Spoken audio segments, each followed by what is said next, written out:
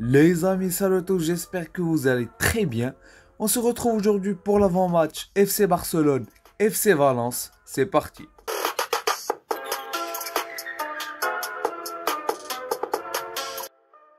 Avant de commencer les amis, j'aimerais juste rappeler aux personnes qui me découvrent grâce à cette vidéo ou bien qui regardent mes vidéos sans être abonnés, à vous abonner, ça soutient vraiment beaucoup la chaîne. Et nous on enchaîne directement sans plus tarder avec les formes des deux équipes. Et pour faire honneur aux visiteurs, on va commencer avec le FC Valence. Donc pour parler un petit peu du classement, Valence, les pauvres, cette saison ils sont vraiment pas bien. Ils sont vers la zone rouge, ils sont 18e de Liga, je vous les affiche à l'écran. Leurs 6 derniers matchs, ils sont sur 5 défaites et une victoire. Et leur seule victoire sur ces 6 derniers matchs donc était contre le Real Sociedad, plutôt la Real Sociedad. Ils ont gagné 1-0 le samedi dernier. Ils ont notamment perdu contre Getafe, ils ont perdu contre Bilbao, ils ont perdu aussi contre Gérone, donc 1-0, et ils ont perdu contre le Real Madrid. Et ouais, contre le Real Madrid, je sais pas comment ils ont fait pour perdre. Ils auraient dû juste parquer le bus, comme on a fait, pour essayer de garder le score ou bien de gagner. Mais bref, ils ont perdu 2-0. Donc on remarque les amis que cette saison c'est vraiment très compliqué pour le FC Valence. En plus ils sont gérés par Peter Lim, donc la personne qui a racheté le club. Et sa gestion est vraiment catastrophique d'après ce que je vois sur Twitter. Donc apparemment tous les supporters veulent son départ. Il crie au scandale, il crie à Peter Lim démissionne et tout. Donc c'est compliqué pour eux. Et on comprend parce que nous aussi on a vécu un peu ça à moindre échelle bien sûr avec Bartomeu. Je sais pas si vous vous rappelez les amis, mais les deux dernières victoires contre Valence étaient à l'extérieur. Et notamment la dernière victoire du Barça contre Valence était vraiment très compliquée. On se rappelle du but de Robert Lewandowski après la très belle passe de Rafinha. Et il y avait aussi le match où Aubameyang avait mis son triplé, là où il a volé le but à Pedri. Donc c'était une grosse victoire, 4-1. On se rappelle de cette très belle période où on mettait 4 buts à tout le monde. Donc on peut dire que les derniers matchs nous réussissent plutôt bien. Avant le 4-1, je pense qu'il y avait une victoire 3-1. Et juste avant, il y avait un match nul 2-2. Mais ça datait de 2020-2021, de la période Koeman et tout. Donc ça, c'était concernant les derniers matchs entre le FC Barcelone et Valence. Maintenant, avant de passer à mon 11 type et au Barça, on va parler un petit peu de la composition. Juste revenir à certains joueurs du FC Valence, pardon, qui sont assez intéressants. Donc je vous affiche leur composition, leur dernière composition à l'écran. Je tiens à souligner les amis que Nico Gonzalez, notre joueur qui est prêté à Valence, est blessé. Cavani aussi, il est blessé. Et néanmoins, ils gardent une bonne équipe. Si on peut dire, ils ont des belles individualités. Mais malheureusement pour eux, ça reste compliqué.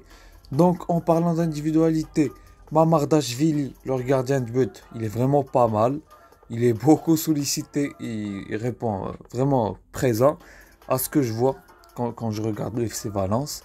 Ils ont Gabriel Paulista, on connaît lui, leur défenseur central brésilien. Il prend toujours jaune contre nous, à la limite du rouge si on peut le dire. Donc on le connaît bien. Dimitri Foulquier, vous le connaissez et on le connaît tous, joueur très expérimenté et tout. Tout comme Mouktar Diakabi.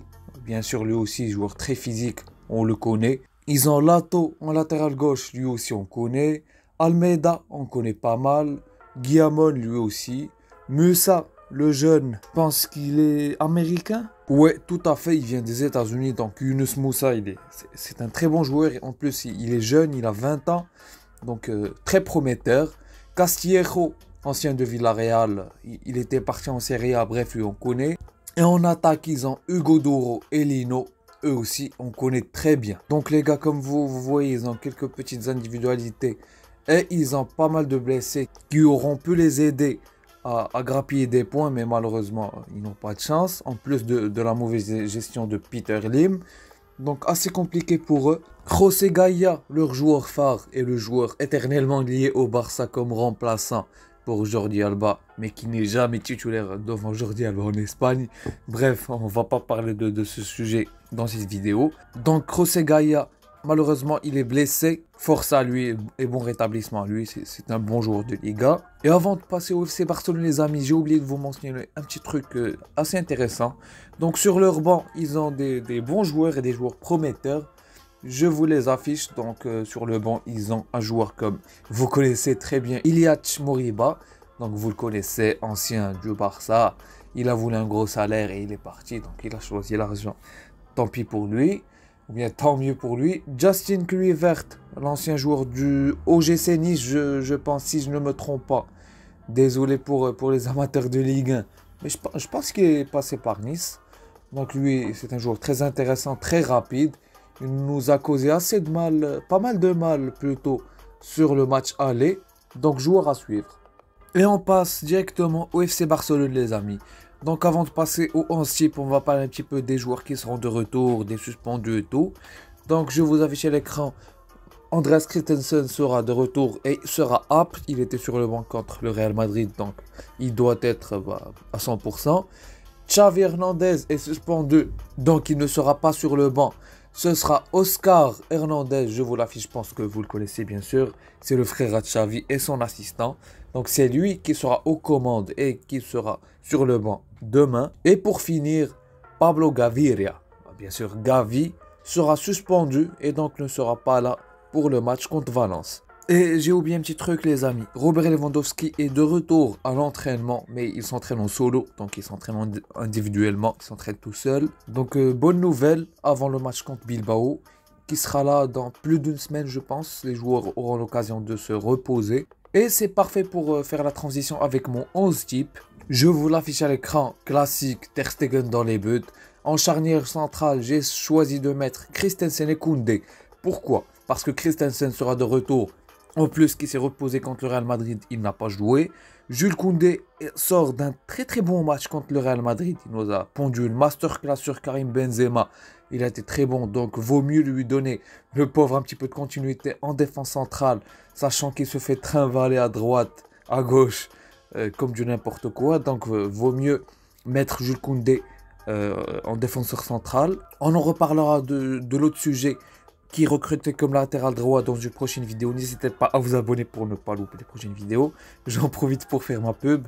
Mais plus sérieusement les amis, j'ai choisi de mettre Sergio Roberto à droite. Je pense pour ceux qui ont regardé mes anciens avant-matchs, ils comprennent pourquoi.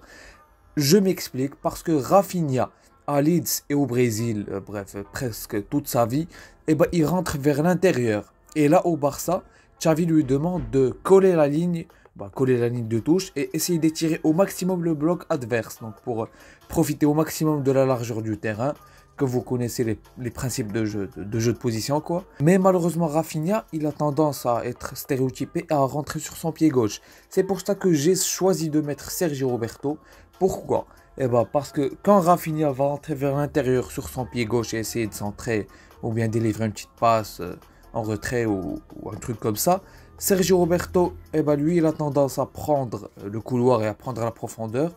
Comme ça, il va donner une option pour dédoubler. Et ça, on ne le voit pas quand Koundé, on le voit très peu avec Koundé. Et on ne le voit pas quand Araujo est latéral droit. Et j'ai choisi de mettre Jordi Alba en latéral gauche. Parce que Valence va certainement jouer en bloc bas. Et on a vu que Baldé contre les blocs bas, c'était pas fou. Il ne tente pas beaucoup, il se contente de faire des passes en retrait. Jordi Alba a tendance à jouer dans le dos de la défense, à délivrer des passes comme ça, qui sont très très intéressantes et qui apportent beaucoup de danger. Donc j'ai choisi de mettre Jordi Alba, mais malheureusement, tu peux pas avoir le beurre et l'argent du beurre, parce que Jordi Alba sur contre-attaque, ça va être compliqué, vu que notre bloc va être assez haut sur le terrain. Et donc au milieu de terrain, j'ai mis en place un milieu à 3. Parce que Gavi n'est pas là. J'ai choisi de mettre Sergio Roberto en latéral droit, donc c'est pour ça. Et donc milieu à 3, Frenkie, Busquets et Franck Kessié. Franck Kessié pour essayer d'apporter le surnombre dans la surface, comme ce qu'il a fait pendant le Classique où il a failli mettre un doublé. Façon de parler, parce que le but a été attribué, le premier but, a été attribué à Militao. Le deuxième, Ansu Fati l'a sorti. Donc ouais, Kessié apporte vraiment beaucoup. Il n'apporte pas beaucoup dans la construction et dans la créativité C'est pas son profil, on va pas lui demander quelque chose qu'il ne sait pas faire tout simplement. Chose qu'il sait faire, c'est se projeter dans les défenses adverses, apporter le surnombre avec son physique et tout. Il va vraiment certainement aider Ferran Torres. Donc j'ai confiance en lui dans ce rôle et il a montré sur tous les matchs où il était là. Sergio Busquets en pivot. Donc ça, classique. En espérant qu'il joue plus vite parce que le bloc de Valence sera bas. En espérant qu'il ralentisse pas le jeu, qu'il délivre des longues passes. Chose que j'espère Frenkie de Jong pourra faire lui aussi. Frenkie de Jong qui sort d'un très très bon match, d'une masterclass contre le Real Madrid. Donc on espère qu'il continue sur sa lancée. Je ferai rentrer Pablo Torre vers l'heure de jeu, si ça se passe bien sûr, à la place de Frenkie pour le faire reposer. Je laisserai Kessie sur le terrain, comme ça il va enchaîner et tout. Mais bref, ça c'est dans les scénarios idéaux, pardon. En attaque, j'ai mis en place une attaque à 3. Ansu Fati à gauche, Ferran Torres en faux neuf dans l'axe et Rafinha à droite. Donc Rafinha, j'espère qu'il va apporter un petit peu de créativité. Je vais me répéter les gars parce que le bloc de Valence va être bas. Donc j'espère que Rafinha sera présent et va essayer de jouer un petit peu juste et de respecter le jeu. Ferran Torres, j'espère lui aussi qu'il va continuer sur son match contre le Real Madrid. Il s'est vraiment battu, il a été bon, il a tout le temps été là dans les bons coups. Donc lui, il peut dézoner à droite, Rafinha peut prendre sa place et tout. Ça peut s'interchanger plutôt entre lui, Ansu Fati et Rafinha. Ça va apporter un petit peu d'imprévisibilité dans la défense centrale de Valence. Donc ouais. Et Ansu Fati, pour terminer, je l'ai mis les gars, sans vous mentir les gars, je l'ai mis juste pour ne pas mettre, plutôt parce que Gavi est absent. Et un petit peu aussi pour le mettre en confiance, parce que c'est compliqué Ansu Fati les gars. C'est compliqué. C'est vrai que c'est une prise de risque de le mettre titulaire sur ce match. Mais je pense vraiment qu'il faut enchaîner. Malheureusement pour lui, il est dans un gros club comme le Barça. Il ne peut pas faire que d'enchaîner des mauvais matchs comme ceux qu'il fait sur ses rentrées et tout. Donc j'espère pour lui qu'il va montrer quelque chose de positif sur ce match. Donc voilà les amis, c'est tout. Je pense que c'est tout ce que j'avais à vous dire. N'hésitez pas à mettre un petit like et à vous abonner, activer la petite cloche. Un petit commentaire aussi, ça soutient vraiment beaucoup la chaîne et ça fait vraiment beaucoup plaisir. Et moi je vous dis ciao, à la prochaine vidéo et au débrief juste après le match. Ciao.